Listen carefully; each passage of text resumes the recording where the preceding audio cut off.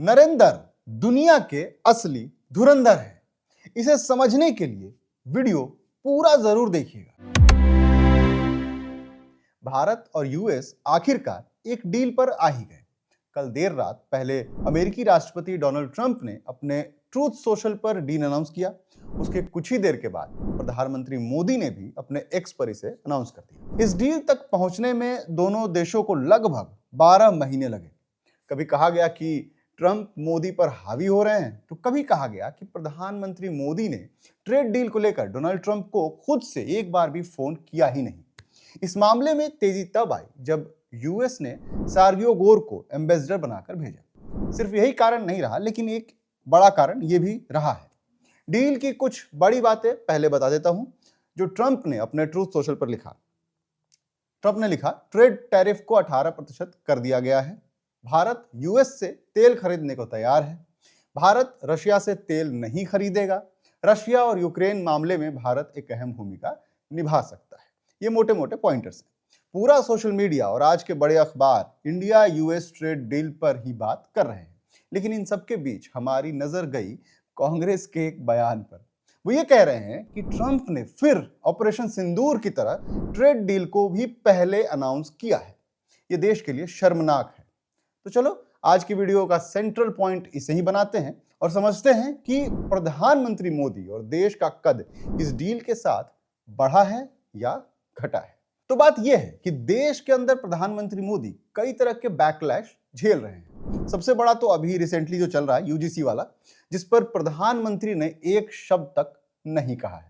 कल की वीडियो में मैंने समझाया भी था कि कैसे प्रधानमंत्री मोदी के ऊपर से बैकलैश को डाइवर्ट भी किया जा रहा है। हाल के दिनों में यूएस और भारत के रिश्तों को लेकर भी खूब गहमागहमी रही है। कभी यूएस को पाकिस्तान के करीब जाने को लेकर बात हुई और इसे मोदी की हार बताया गया, तो कभी बांग्लादेश, नेपाल जैसे छोटे देशों से खराब होते रिश्ते को लेकर प्रधानमंत्री मोदी की डिप्लोमेसी पर भी सवाल खड़ा किया गया। पिछले एक साल से ये बात कही जाती रही कि मोदी का चार्म पहले जैसा नहीं रहा। देश के नेतृत्व को बदलने का समय आ गया है, फलाना ढिमकाना। डिप्लोमेसी में भाषा यानी कि लैंग्वेज पर बहुत ध्यान दिया जाता है। एक एक शब्द पकड़ा जाता है। जब प्रधानमंत्री मोदी की भाषा माय फ्रेंड डोनाल्ड ट्रंप से बदलकर राष्ट्रपति डोनाल्ड ट्रंप हो जाता है, तब चीजें बदलनी शुरू होती है। अब आप एक नजर डोनाल्ड ट्रंप के पोस्ट पर डालिए। उन्होंने लिखा कि prime minister Modi is one of my greatest friends and a powerful and respected leader of his country. यह स्टेटमेंट अपने आप में बहुत सारी बातें कहता है। यह स्टेटमेंट ही काफी है बताने के लिए कि मोदी का कद विश्व पटल पर कैसा है। जब हिस्ट्री 21वीं सदी के शुरुआती दशकों को पीछे मुड़कर देखेगी, तो हो सकता है इस दौर को उस फेज के रूप में मार्क करे जब पावर सिर्फ वेस्ट से फ्लो होना बंद हुई और अलग अलग रीजन्स, कल्चर्स और सिविलाइजेशंस के अक्रॉस रीडिस्ट्रीब्यूट होने लगी। उस डिसाइसिव पावर शिफ्ट में अब नरेंद्र मोदी का नाम भी लिया जाने लगा है। कल हुए इंडिया यूएस ट्रेड डील और उसके बाद डोनाल्ड ट्रंप और प्राइम मिनिस्टर नरेंद्र मोदी के बीच हुआ जो अनयूजुअल वोकल एक्सचेंज है, सिर्फ एक डिप्लोमेटिक इवेंट नहीं है, ये एक सिग्नल है। सिग्नल इस बात का कि भारत अब ग्लोबल पावर होने की ओर बढ़ चुका है और मोदी एक ग्लोबल लीडर, क्योंकि इस पूरी घटना के सेंटर में खड़े हैं प्रधानमंत्री Modi. Donald Trump American power का एक लाउड, डिसरप्टिव और ट्रांजैक्शनल वर्जन रिप्रेजेंट करते हैं। वहीं प्रधानमंत्री मोदी कुछ ज्यादा ही कॉम्प्लेक्स रिप्रेजेंट करते हैं खुद को। एक ऐसा देश के लीडर जो अपने कल्चरल नेशनलिज्म की वजह से जाने जाते हैं, लेकिन जब बाहर देश में जाते हैं तो स्टेबिलिटी, डेवलपमेंट और न्यूट्रलिटी की भाषा बोलने लगते हैं। ट्रंप की पॉलिटिक्स कन्फ्रंटेशन पर थ्राइव करती है, यानी कि जो है बोल दिया। यही कॉन्ट्रास्ट इस कंपैरिजन को अनअवॉइडेबल बनाता है। इंडिया यूएस ट्रेड डील को न तो अमेरिकन कंसेशन की तरह फ्रेम किया गया, न ही इंडियन सरेंडर की तरह, बल्कि इसे इक्वल्स के बीच पार्टनरशिप के रूप में प्रोजेक्ट किया गया, जो historically United states non western Nations जो होते हैं उनको ऑफर करने में हेजिटेट करता रहा है। ट्रंप के पब्लिक कमेंट्स, चाहे वो जितने भी कम्बैटिव क्यों ना दिखें, एक डीपर रियलिटी रिफ्लेक्ट करते हैं। इंडिया अब जूनियर पार्टनर नहीं रहा। मोदी का ग्लोबल फिगर के रूप में राइज होना कोई संयोग नहीं है, यह समय को देखते हुए शानदार पोजीशनिंग का आउटकम है। पिछले दशक में इंडिया ने स्ट्रैटेजिक ऑटोनॉमी मेंटेन की है। उस समय जब ज़्यादातर देशों को साइड्स पिक करने के लिए मजबूर होना पड़ा, जबकि यूरोप यूएस के साथ अलाइन करता है, कई मुस्लिम कंट्रीज चाइना या रशिया की तरफ झुकती हैं और कुछ जो छोटे एशियन नेशंस हैं प्रेशर को बैलेंस करने के लिए स्ट्रगल करते हैं। इंडिया रिमार्केबली तरीके से इंडिपेंडेंट या ऑटोनोमस ही रहता है। इस इंडिपेंडेंस ने मोदी को क्रेडिबिलिटी दी है। वो वाशिंगटन से बात करते हैं बिना जी हुजूरी किए, मॉस्को से बात करते हैं बिना आइडियोलॉजिकल बैगेज के, गल्फ से बिना हिस्टोरिकल मिसट्रस्ट के बात करते हैं और ईरान से बिना तुरंत वेस्टर्न बैकलैश ट्रिगर किए। आज बहुत कम लीडर्स को ऐसी और इतनी डिप्लोमेटिक फ्लेक्सिबिलिटी मिलती है। यही मोदी का पोटेंशियल रोल यूनाइटेड स्टेट्स और मुस्लिम मेजॉरिटी नेशंस के बीच ब्रिज के रूप में सिग्निफिकेंट हो जाता है। भले ही डोमेस्टिक क्रिटिसिज्म माइनॉरिटी राइट्स को लेकर कितनी भी हो रही हो, मोदी का फॉरेन पॉलिसी रिकॉर्ड इस्लामिक देशों के साथ तो अलग ही कहानी बताता है। इंडिया के relationships Saudi Arabia, UAE, Qatar, Oman और ईरान के साथ कमजोर नहीं हुए, कई केसेस में तो ये और भी अच्छे हुए हैं। मोदी को गल्फ मोनार्कीज द्वारा सिविलियन ऑनर्स भी दिए गए हैं, स्ट्रेटेजिक डायलॉग्स में इनवाइट किया गया और इकोनॉमिक और सिक्योरिटी पार्टनरशिप्स में भरोसा किया गया है मोदी जी के ऊपर। खासकर ईरान, जो कि एक सेंसिटिव जियोपॉलिटिकल स्पेस ऑक्युपाई करता है, ये एक ऐसा देश है जिस पर वेस्ट भरोसा नहीं करता, लेकिन स्ट्रेटेजिक इंपॉर्टेंस इतनी है कि उसे इग्नोर भी नहीं किया जा सकता।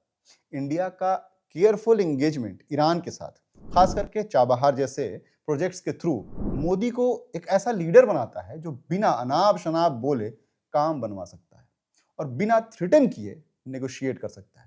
ट्रंप इसके कॉन्ट्रास्ट में बाइनरीज पर थ्राइव करते हैं। आप या तो अमेरिका के साथ हैं या उसके अगेंस्ट, आप या तो डील एक्सेप्ट करते हैं या सैंक्शंस फेस करते हैं। मोदी की डिप्लोमेसी शेड्स ऑफ ग्रे में ऑपरेट करती है और यही वजह है कि ये साउथ एशिया और जो ब्रॉडर एशियन कॉन्टेक्स्ट है उसमें बढ़िया काम करती है। साउथ एशिया का रीजन अपनी बात थोपने पर सही से रिस्पॉन्ड नहीं करता, ये म्यूचुअल रिस्पेक्ट पर रिस्पॉन्ड करता है। मोदी इसे अच्छी तरह समझता है, शायद इसलिए कि इंडियन सिविलाइजेशन ने खुद सालों साल अडेप्ट करके सर्वाइव किया है, डोमिनेट करके या अपनी बात थोप थोप के नहीं। साउथ एशिया शायद दुनिया का सबसे वोलेटाइल रीजन है। Nuclear arm neighbours, unresolved borders, ethnic tensions, religious conflicts और इकोनॉमिक डिस्पैरिटीज सभी एक छोटे ज्योग्राफिकल स्पेस में एक साथ बंद के रहते हैं। ऐसे लैंडस्केप में लीडरशिप के लिए एस्केलेशन को प्रिवेंट करने की एबिलिटी जरूरी होती है।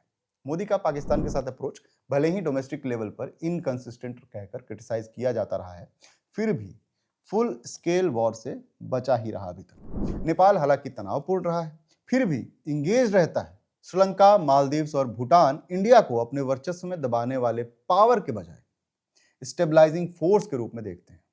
ये इसलिए मैटर करता है क्योंकि साउथ एशिया में लीडरशिप डोमिनेंस से कम और रीअश्योरेंस से ज्यादा जुड़ती है। ग्लोबल लेवल पर मोदी की डिलडॉल भारत की इकोनॉमिक और डेमोग्राफिक से तय होती है। इंडिया अब सिर्फ एक फ्यूचर मार्केट नहीं है, ये अभी की जरूरत है। हर ग्लोबल सप्लाई चेन की कन्वर्सेशन अब इंडिया को इंक्लूड करती है। हर टेक्नोलॉजी अलायंस इंडियन टैलेंट को फैक्टर करती है। हर क्लाइमेट नेगोशिएशन में इंडिया की कमिटमेंट्स काउंट की जाती हैं। ट्रंप अपने तमाशे से अटेंशन जरूर ले सकते हैं, लेकिन मोदी आज के लिए इतने जरूरी हो चुके हैं कि वो बिना किसी तमाशे के भी रिलेवेंट बने रहते हैं। दुनिया को मोदी की जरूरत है, ये बात तो पक्की है। फिर भी प्रधानमंत्री मोदी का ग्लोबल इमेज उनके डोमेस्टिक रिकॉर्ड के साथ थोड़ा बहुत फिट नहीं बैठता है। देश में उनकी क्रिटिसिज्म कम नहीं हुई है, बल्कि और बढ़ने लगी है। यूजीसी कंट्रोवर्सी ले लो या एकेडमिक ऑटोनॉमी पर कंसर्न्स, स्टूडेंट प्रोटेस्ट और सेंट्रलाइजेशन के एलिगेशंस ने डेमोक्रेटिक इंस्टीट्यूशंस पर गंभीर सवाल खड़े कर दिए हैं। बांग्लादेश और नेपाल जैसे पड़ोसियों के साथ रिलेशंस, जिन्हें पहले सक्सेस माना गया था, वहां भी आजकल कुछ ठीक नहीं चल रहा है। यूथ अनएम्प्लॉयमेंट, फार्मर डिस्ट्रेस और नॉर्थ ईस्ट वाले असंतोष के मामले सीमलेस प्रोग्रेस की नैरेटिव को चैलेंज करते हैं। ये एक पैराडॉक्स पैदा करता है। ऐसा नेता जिसे विदेशों में तो सेलिब्रेट किया जाता है, पर वो घर पर इतनी गहरी स्केप्टिसिज्म का सामना कैसे करता है? ये पैराडॉक्स केवल मोदी तक सीमित नहीं है, लेकिन उनके मामले में ये खास तौर पर ज्यादा शार्प हो जाता है। ग्लोबल लीडरशिप अक्सर स्टेबिलिटी, डिसाइसिवनेस और प्रिडिक्टेबिलिटी को रिवॉर्ड करती है, क्वालिटीज जो डोमेस्टिक लेवल पर अथॉरिटेरियन लग सकती है, इंटरनेशनल पार्टनर्स ऐसे लीडर को वैल्यू करते हैं। आप रशिया में पुतिन का एग्जांपल ले सकते हैं, जो बिना लंबे इंटरनल डिबेट के डिलीवर कर सकता हो।